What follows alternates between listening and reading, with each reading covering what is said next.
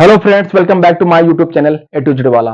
तो आज के वीडियो में हम लोग इंट्रोगेटिव सेंटेंस पार्ट 2 को डिस्कस करने वाले हैं, जिसमें हम लोग फर्स्ट वीडियो में हम लोग असर्टिव सेंटेंस को डिस्कस कर चुके हैं, जिसमें हम लोग अफर्मेटिव सेंटेंस और नेगेटिव सेंटेंस को डिस्कस कर चुके हैं। कुछ उसी की रूलों को कंबाइन करते हुए हम लोग इंट्रोगेटिव सेंटेंस पढ़ेंगे। तो इंट्रोगेटिव सेंटेंस को आज हम लोग डिस्कस करने वाले हैं। उसके पहले मोटिवेशनल लाइन में आपको सुनाना चाहूंगा कि नन्ही चींटी दाना लेकर चढ़ती है, चढ़ती दीवारों पर 100 बार फिसलती है, मन का विश्वास रंगों में साहस भरता है, गिरकर चढ़ना चढ़कर गिरना नहीं अखरता है, आखिर उसकी मेहनत बेकार नहीं होती, कोशिश करने वालों की कभी हार नहीं होती। अरे समुंदर में डुबकी गोताखोर लगाता है, जा जाकर खाली हाथ लौट आता है। अरे यूं ही नहीं मिलते मोती गहरे पानी में, यूं ही नहीं मिलते मोती गहरे पानी में, आखिर उसकी मेहनत बेकार नहीं होती, कोशिश करने वालों की कभी हार नहीं होती। अरे असफलता एक चुनौती है, इसे स्वीकार करो, क्या कमी रह गई देखो और सुधार करो, जब तक ना हो सफल नींद चैन को त्यागो तुम, संघर्ष का मैदान छोड़ मत भागो तुम। कहते हैं ना, अरे कुछ किए बिना यूं ही जय जयकार नहीं होती, और कोशिश करने वालों की कभी हार नहीं होती। चलो स्टार्ट करते हैं आज के सेशन को। आज हमारा धमाकेदार सेशन है, तो वीडियो को एंड तक जरूर देखें और अपने दोस्तों को शेयर करें। शेयर करना मत भूलें। जितने भी मेरे स्टूडेंट वीडियो को देख रहे हैं, तो एक बार कमेंट बॉक्स में जय हिंद जरूर लिख दें। वो तो कोई कमेंट ही नहीं कर दे। तो चलिए आज के सेशन को स्टार्ट कर बनाया जाता है। तो इंट्रोगेटिव सेंटेंस में क्या होता है, तो इंट्रोगेटिव सेंटेंस की पहचान हम इंग्लिश में कैसे करते हैं। तो इंट्रोगेटिव सेंटेंस जो होता है हमारा हेल्पिंग वर्ड से स्टार्ट होता है और डब्ल्यूएच से स्टार्ट होता है। डब्ल्यूएच जो हमारे वर्ड्स होते हैं उनसे स्टार्टिंग होती है इंट्रोगेटिव सेंटेंस की। तो यहाँ पे आप देख रहे हैं इंट्रोगेटिव सेंटेंस के पैसिव वॉइस कैसे बनाए, या इंट्रोगेटिव सेंटेंस की पैसिव वॉइस चेंजिंग। तो यदि इंट्रोगेटिव सेंटेंस जो हमारे होते हैं उसमें अगर उसकी स्टार्टिंग डू डज या डिड से होती है, तो उसी स्थान पर जहां पे ये डू डज या डिड होते हैं, उसी के स्थान पर हम इज एम आर और वाज वर का प्रयोग करते हैं, जो हमारा नियम नंबर 1 बोले तो रूल नंबर 1 लिखा है। उसके बाद रूल नंबर 2 की बात करें, कहता है यदि इंट्रोगेटिव सेंटेंस बोले तो यदि सेंटेंस की स्टार्टिंग डब्ल्यूएच वाले वर्ड से होती है, डब्ल्यूएच वर्ड पता होंगे आपको, डब्ल्यूएच से वर्ड से होती है, तो उनको उसी स्थान पर रखते हैं जहां पे उनकी स्टार्टिंग होगी। जैसे डब्ल्यूएच से स्टार्टिंग यहां पे होगी, अभी मैं एग्जांपल में समझूंगा। तो जैसे कि यहां पे WH की स्टार्टिंग है, तो WH यहीं पे रहेगा, इसको कुछ नहीं करना है। तो यहां पे सबसे पहले मैं बात करूं, कह रहा है यदि स्टार्टिंग डू डज या डिड से हो तो इज एम आर और वाज वर का यूज करते हैं। अगर डू या डज में से होगा कोई, तो आप इज एम आर और इसका यूज करोगे, लेकिन यदि स्टार्टिंग डिड से होती है तो आप वाज और वर का यूज करोगे। चलिए हम एग्जांपल से समझते हैं। कहता है do you help your friends, do you help your friends, ठीक है, क्या तुम अपने दोस्तों की क्या करते हो, सहायता करते हो, क्या तुम अपने दोस्तों की सहायता करते हो, इसको पैसिव बनाना है। बाकी जर्नल रूल ही रहेगा जो मैं पिछले वीडियो में पढ़ा हूं। असर्टिव सेंटेंस में मैंने पढ़ा है कि जो असर्टिव सेंटेंस पढ़ा है अफर्मेटिव और नेगेटिव, कि सब्जेक्ट को ऑब्जेक्ट बनाओ, ऑब्जेक्ट को सब्जेक्ट बनाओ, नए ऑब्जेक्ट के लिए बाई का प्रयोग करो, और पैसिव वॉइस में सदैव वर्ब की थर्ड फॉर्म लगाओ, वो तो रहेगा ही। तो इसमें देखते हैं, सबसे पहले हमारा ऑब्जेक्ट क्या है। ऑब्जेक्ट को पकड़ो, दुनिया का कोई भी सेंटेंस हो उसका पीछे वाला हमारा जो वर्ड होता है वो हमारा ऑब्जेक्ट होता है। तो ऑब्जेक्ट क्या है, योर फ्रेंड्स। को योर फ्रेंड्स को यहां ले आओ, तो क्या हो जाएगा, योर फ्रेंड्स, ठीक है, योर फ्रेंड्स। टेंस पहचानना है, यहां पे थोड़ा ना हम लोग स्पेस रखेंगे, क्योंकि यहां पे हमको हेल्पिंग वर्ब को सेट करना है। क्या करना है, हेल्पिंग वर्ब सेट करना है। अब पहचानना है हमारा टेंस किसका है, तो टेंस हमारा किसका है, प्रेजेंट इंडेफिनिट का है। और प्रेजेंट इंडेफिनिट जाता किसमें, तो प्रेजेंट इंडेफिनिट प्रेजेंट कंटीन्यूअस में जाता है। तो प्रेजेंट कंटीन्यूअस में योर फ्रेंड्स हमारा बहुवचन है, तो इसके लिए क्या लगाओगे, इज लगाओगे, एम लगाओगे, आर। तो भैया सबको पता है क्या आएगा, यहाँ पे आएगा भैया आर। क्या आएगा, आर। तो हो जाएगा आर योर फ्रेंड्स। अब क्या है, हेल्प। हेल्प की थर्ड फॉर्म क्या हो जाएगी, हेल्प्ड हो जाएगी। तो HELPED, हेल्प्ड। किसके द्वारा, बाय यू। अब यू का सब्जेक्ट भी यू होता है, और सब्जेक्टिव केस भी यू होता है, और ऑब्जेक्टिव केस भी यू का यू ही होता है। अगली मैं बात करूं, जिनकी स्टार्टिंग किससे होगी, जिनकी स्टार्टिंग WH वर्ड से होगी। तुम्हारे सामने एग्जांपल है, क्या कह रहा है, WH से स्टार्टिंग अगर होती है तो WH अपने ही स्थान पर रहेगा, उसको वही रहने दो, उससे छेड़छाड़ी हमको नहीं करना है। अगर उससे छेड़छाड़ी करोगे आप गड्ढे में जाओगे, ठीक है। क्या करना, उसके बाद यहाँ पे थोड़ा आपको स्पेस रखना है, क्योंकि हमको यहाँ पे एक हेल्पिंग वर्ब को सिलेक्ट करना है। आप टेंस पहचानो, किस टेंस का है भैया, टेंस किसका है, प्रेजेंट इंडेफिनिट का है। और प्रेजेंट इंडेफिनिट किसमें जाता है, प्रेजेंट कंटीन्यूअस में जाता है। तो प्रेजेंट कंटीन्यूअस में जाने से पहले आप सबसे पहले ना ऑब्जेक्ट को सब्जेक्ट बना लो। ऑब्जेक्ट मेरा यू है, यू का सब्जेक्ट क्या बनेगा भैया, यू का सब्जेक्ट भी हमारा यू ही बनता है। अब यू के अनुसार इज आएगा, एम आएगा या आर आएगा। सबको पता है यू के लिए क्या लगाते हैं भैया, आर लगाते हैं। तो क्या होगा, व्हेन आर यू। अब बाकी वर्ब की थर्ड फॉर्म हो जाएगी हेल्प्ड हो जाएगी। हेल्प्ड बाय किसके द्वारा, बाय सी, सी का ऑब्जेक्टिव केस क्या होगा? मैंने पहले वीडियो में पढ़ा था कि सी का ऑब्जेक्टिव केस क्या होता है? हर होता है, तो बाई हर। तो यहां से आप समझे स्टार्टिंग अगर हमारी इससे होती है तो क्या क्या फंडा होता है। तो इसको एक बार वीडियो को पॉज करें और फटाफट स्क्रीनशॉट ले लें।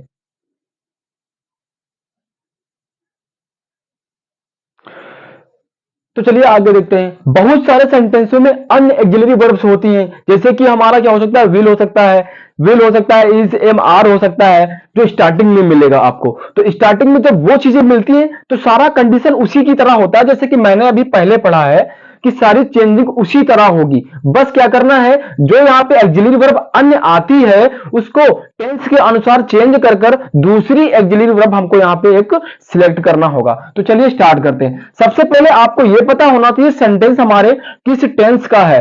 तो सेंटेंस हमारे किस टेंस का है आपको पता होना चाहिए। विल लगा है, विल लगा है, विल की कहां कहां लगता है? देखिए विल हमारा जो फ्यूचर इंडेफिनिट में लगता है और फ्यूचर हमारा कंटीन्यूअस में विल भी लगता है। फ्यूचर परफेक्ट में हमारा क्या लगता है? तो फ्यूचर परफेक्ट में हमारा विल है और शैल है लगता है, और फ्यूचर परफेक्ट कंटीन्यूअस में विल है के साथ और शैल है के साथ हमारा बीन का यूज होता है। तो सब पहचान लेंगे यहाँ पे क्या कंडीशन होगी, किस टेंस का है? फ्यूचर इंडेफिनिट का है। तो सबसे पहले इसको यहाँ पे थोड़ा स्पेस रखेंगे। सबसे पहले हम ऑब्जेक्ट को सब्जेक्ट बनाते हैं, तो क्या हो जाएगा?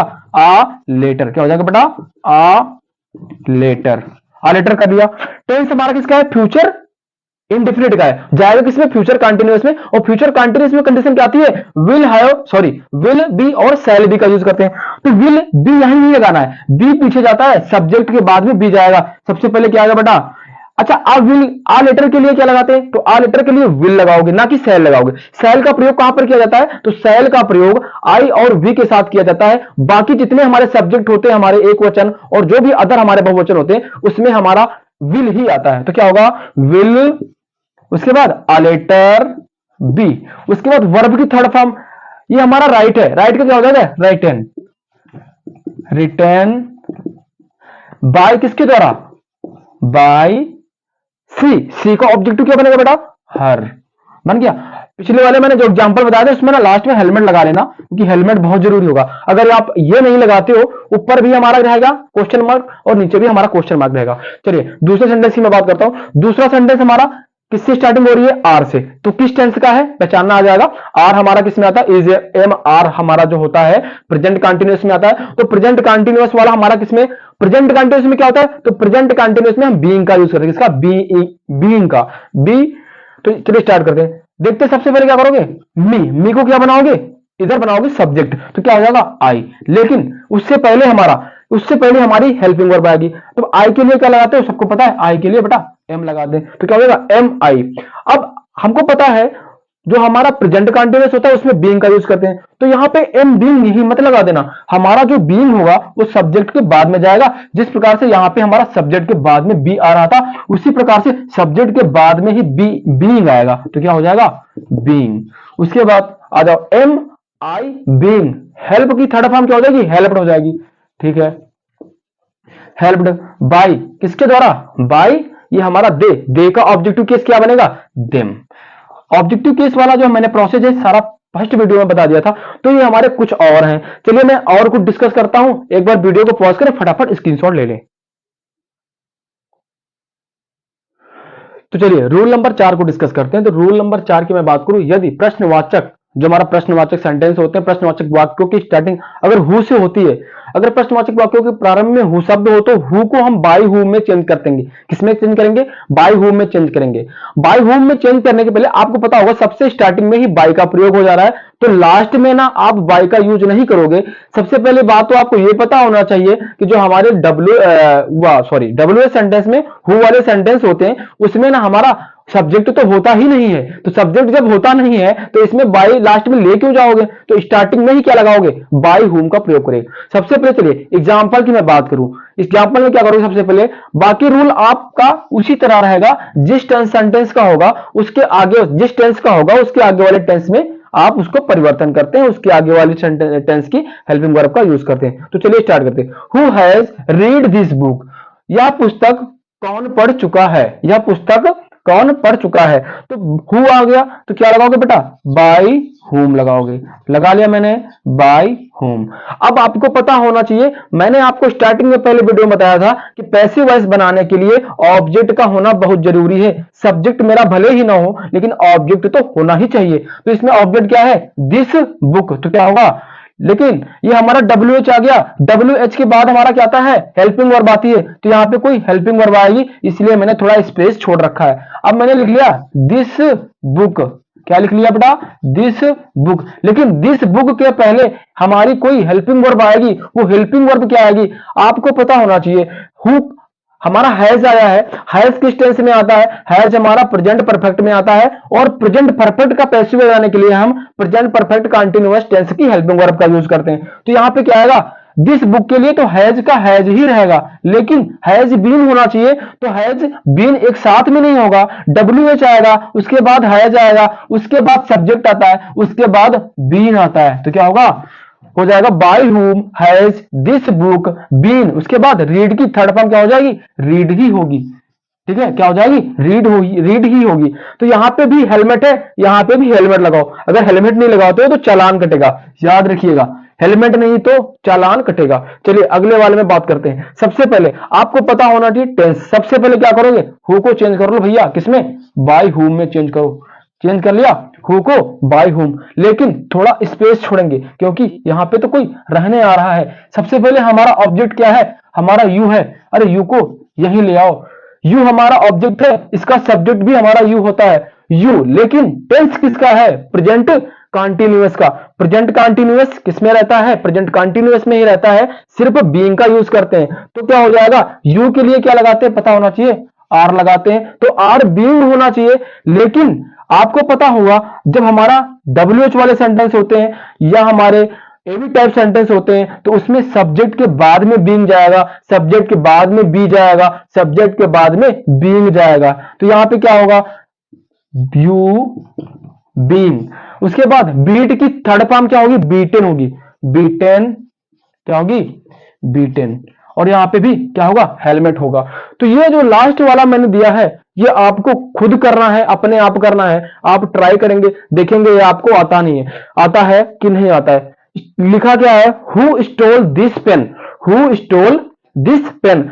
आपको बताना होगा ये किस टेंस का, स्टोल लिखा है, वर्ब की सेकंड फॉर्म है, वर्ब की सेकंड फॉर्म किस टेंस में प्रयोग की जाती है, उसके आगे वाले टेंस में चेंज करना है। ज्यादा शेयर करें, अपने दोस्तों को बताएं। अगर वीडियो आपको अच्छा लगा हो तो वीडियो को लाइक करें और बेल आइकन को प्रेस करें ताकि सबसे पहले आप तक वीडियो पहुंच सके। तो मेरे दोस्तों अगले मैं टॉपिक में, अगले active voice passive voice class third में मैं इंपरेटिव सेंटेंस को भी डिस्कस कर लूंगा।